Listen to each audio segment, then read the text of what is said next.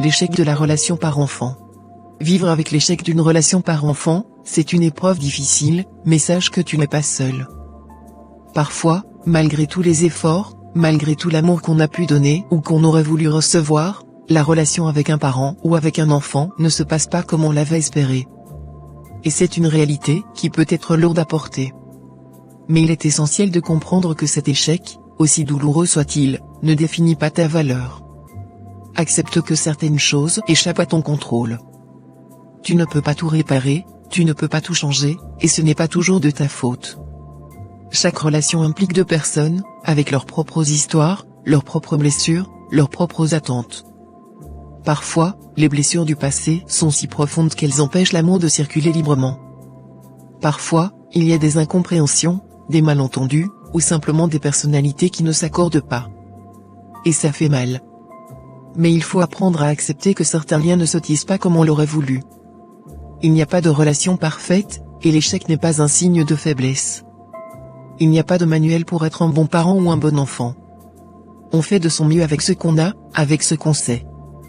Parfois, malgré nos efforts, la distance émotionnelle reste, la communication échoue, et la douleur persiste. Et c'est normal d'avoir des regrets, d'avoir des moments où l'on se demande ce qu'on aurait pu faire de mieux. Mais culpabiliser ne change rien au passé. Tout ce que tu peux faire, c'est d'apprendre de cette expérience, grandir avec, et avancer. Apprends à pardonner, non seulement à l'autre, mais aussi à toi-même. Pardonner ne signifie pas que tu acceptes tout ce qui s'est passé, ou que tu oublies les blessures. Cela veut simplement dire que tu choisis de ne plus te laisser emprisonner par la rancœur. Parfois, le pardon commence par toi-même. Si tu sens que tu as échoué, si tu penses que tu n'as pas été à la hauteur, donne-toi la permission d'être imparfait. Tu as fait de ton mieux avec ce que tu avais, avec ce que tu savais à ce moment-là. Construis ta propre paix, même si la relation reste imparfaite.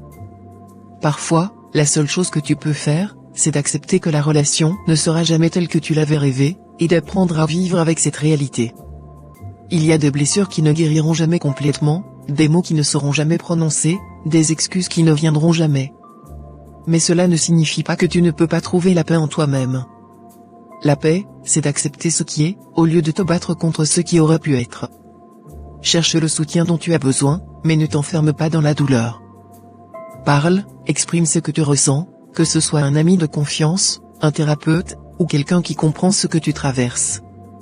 Libère ces émotions, car elles ont besoin d'être entendues. Mais ne te laisse pas définir par cet échec. Tu es plus que cette relation, plus que cette douleur. Tu as le droit d'avancer, même si cela signifie laisser certaines choses derrière toi. Tu n'as pas à porter seul tout le poids de cet échec.